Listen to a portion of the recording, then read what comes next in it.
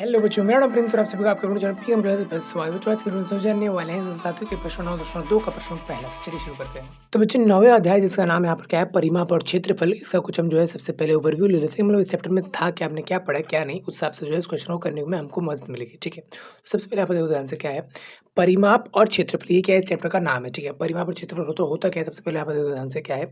मान लो आपके पास जो है इस आकार का क्या है, जो है खेत है। ठीक है, इसके ऊपर आपको लगानी है बाड़। बाड़ एक तरीके से मान लो तार बिछाना है ताकि कोई भी जानवर आके इसकी फसल ना खा जाए। ठीक, तो इसके लिए आपको चाहिए ये लंबाई, ये लंबाई, ये लंबाई और ये लंबाई, मतलब बाहर वाली जो चीजें हैं चारों तरफ की लंबाई चाहिए, इसको बोलते हैं परिमाप, मापते हैं। ठीक, अच्छा मान लो खेत कितना बड़ा है, ये एरिया कितना उसने जगह ले रखा है, पूरे पेज पर, इस पूरे डिब्बे ने कितना जगह ले रखा है, इसको कहते हैं क्षेत्रफल। ठीक ठीक, अब इस चैप्टर के अंदर दो प्रश्नावली है, 9.1 और 9.2। ठीक, 9.1 यानी जो पहली प्रश्नावली है उसमें समांतर चतुर्भुज और त्रिभुज ये दोनों आकृति हैं। कहने का मतलब है कि समांतर चतुर्भुज कुछ इस तरीके से जो बनता है, मान लो ये वाला, और त्रिभुज जो कि इस तरीके से कुछ बनता है, इन दोनों के बारे में, इन दोनों का परिमाप और इन दोनों के क्षेत्रफल से रिलेटेड उससे संबंधित सवाल है, उन पर सवाल है। ठीक, अब इस वाले प्रश्नावली में क्या है कि 9.2 में वृत्त यानी कि जो गोला होता है ना, कुछ ये वाला, इससे संबंधित क्वेश्चन है। ठीक है, हालांकि क्वेश्चन ज्यादा घुमाव फिरा हुआ है, बट हाँ बस इसके बारे में ही है कि इसका क्षेत्रफल क्या होगा, कब निकाला जाएगा, वगैरह वगैरह, और परिमाप क्या है, कब निकाला जाएगा, वो सब। ठीक,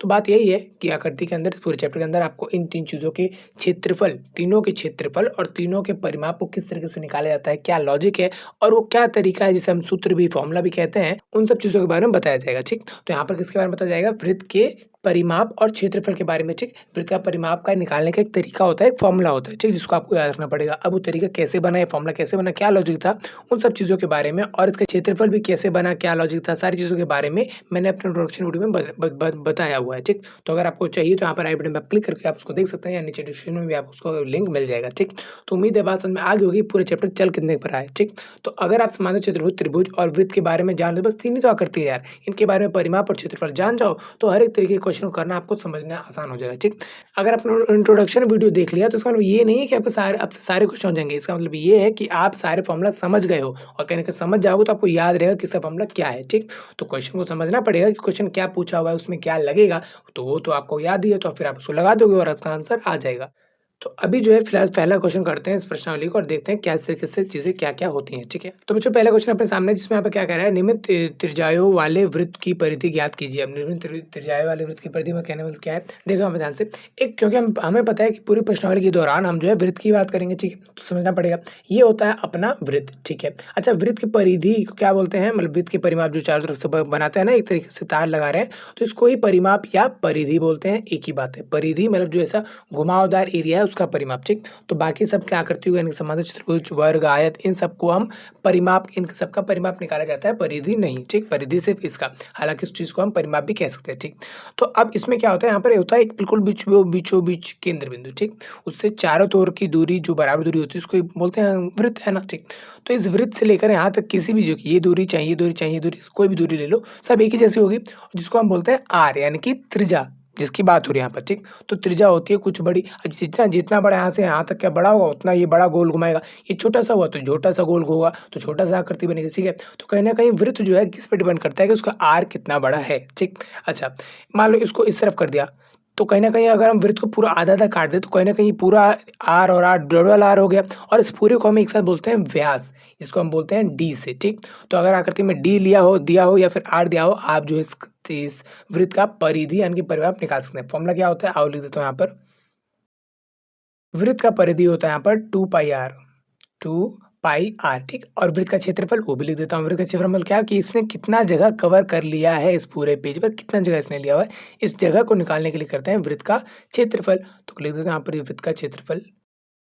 तो यहाँ पे ध्यान से, वृत्त का क्षेत्रफल कैसे होगा, पाई आर स्क्वायर। आपको वैसे भी याद ही है कि कहीं ना कहीं क्षेत्रफल में चीजें लास्ट में स्क्वायर आती हैं, तो इस तरह से आपको याद रखना है, या फिर यही याद हो जाएगा कि क्षेत्रफल के फॉर्मूले में स्क्वायर आता है, तो मतलब कहीं ना कहीं पाई आर स्क्वायर जो है इसका क्षेत्रफल का फॉर्मूला है, और 2 पाई आर परिधि का फॉर्मूला है। ठीक, तो उम्मीद है बच्चों याद आ जाएगा, और कहीं ना कहीं इसका इस्तेमाल करके जो है सारे क्वेश्चन करने वाले हैं। ठीक, अब देखो हम ध्यान से क्या है, तो ये जो है निम्न त्रिज्याएं दी हुई है। ठीक है, एक 14 सेंटीमीटर का, एक 28 मिलीमीटर का है, और एक 21 सेंटीमीटर का। ठीक है, तो त्रिज्या वाले वृत्त का परिधि याद करना है। ठीक है, तो भैया अगर ए का ज्ञात करें तो आओ एक बार ज्ञात करके देख लेते हैं। तो हमें पता है कि ए वाले में, ए का सॉल्यूशन करता हूं, तो यहाँ पर क्या है, वृत्त का त्रिज्या हमने को ये दिया हुआ है। ठीक है, तो ये चीज मैं यहाँ पर पहले लिख देता हूँ, वृत्त का त्रिज्या इतना है। कितना यहाँ पर 14 सेंटीमीटर, ठीक है। अच्छा, वृत्त का परिधि वो लिखना पड़ेगा, वो लिखता हूँ एक बार, हिंदी में तो लिखना पड़ेगा ना। वृत्त का परिधि का फॉर्मूला क्या होता है वो लिख देता हूँ। तो वृत्त का परिधि का फॉर्मूला यहाँ पर होता है 2 पाई आर, ठीक है। तो 2 अपने पास सेम टू सेम रहेगा। पाई की जगह क्या लिखना है, पाई बराबर होगा 22/7। पाई एक तरह का कुछ एक वैल्यू होता है, मतलब एक मान होता है, उसके बारे में इंट्रोडक्शन में बताया हुआ है। तो अगर तो आपको समझना है, क्योंकि समझना ज़रूरी भी है, आगे क्लास में आपके काम भी आएगा और कोई अंडरस्टैंडिंग बनेगी, ठीक। तो पाई का मान होता है 22/7। पॉइंट में भी होता है, बट जब क्वेश्चन में बोला हुआ है कि 22/7 लो, तब 22/7 ही लेना है, ठीक। तो हमने 22/7 लिख दिया उसकी जगह पे, ठीक। 2 सेम टू सेम गुणा में ये, ठीक। ये सारी चीज़ें आपस में गुणा में हो रही होती है, ठीक। आर का मान आपको लेना है 14, ले लिया हमने 14, चलिए ठीक है। अब जो चीज़ें कट रही हैं काट दो, जो चीज़ें गुणा हो रही है गुणा कर दो, ठीक। कट रही मतलब जो चीज़ें भाग हो रही हैं उसको भाग कर दो, है ना? तो यहाँ पे ध्यान से 7 से ये कट सकता है, बट नहीं काटेंगे क्योंकि पॉइंट में आएगा। ये बराबर कट रहा है, कितने पे कट रहा है, 2 पे, ठीक है।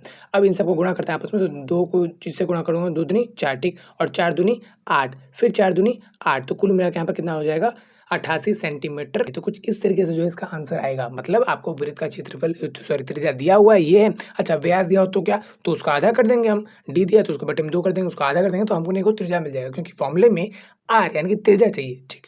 तो इस तरीके से जो है हमें यहाँ पर आर की मदद से वृत्त का परिधि लिखना है, फॉर्मूला लिखना है, उसमें वैल्यू रखनी है, उसको जो सॉल्व कर देना है, सिंपल चीज़ है, ठीक। तो चलो इसको बी पार्ट करते हैं। तो अब यहाँ पर इस वाले बी पार्ट में हमने क्या दिया, यहाँ पर 28 सेंटीमीटर, ठीक है। तो सबसे पहले ये क्या है, त्रिज्या है, तो ये चीज़ यहाँ पर लिख देता हूँ। सबसे पहले बता देता हूँ कि वृत्त का त्रिज्या 28 सेंटीमीटर, सेंटीमीटर है या मिलीमीटर है, मिलीमीटर है। तो सॉरी बच्चों, यहाँ पर मिलीमीटर होगा, इस चीज़ का आप ध्यान रखेंगे। क्वेश्चन में आपके आखिरी तक मिलीमीटर ही लिखा होना चाहिए, ठीक। और उसके अलावा आप लास्ट में एक लाइन भी लिख सकते हो कि वृत्त का क्षेत्रफल इतना या वृत्त का परिमाप इतना आया, जो पूछा हो उसको आप हिंदी में लिख के बता सकते हो, ठीक।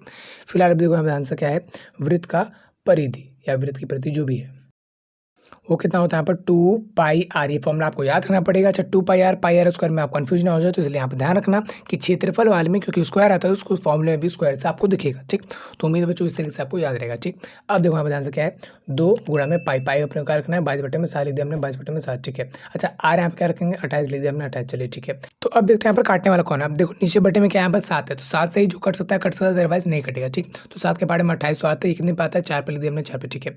4 दूनी 8 और 8 दूनी 16, 16 6 हासिल किया 1 और 8 दूनी 16, 1 17। तो कुल मिला के आपस में ऊपर सबको गुणा करने पर ये आएगा, ठीक है। ये क्या आएगा, मिलीमीटर स्क्वायर यानी कि वर्ग, ये लगाना आपको जरूरी है, ठीक।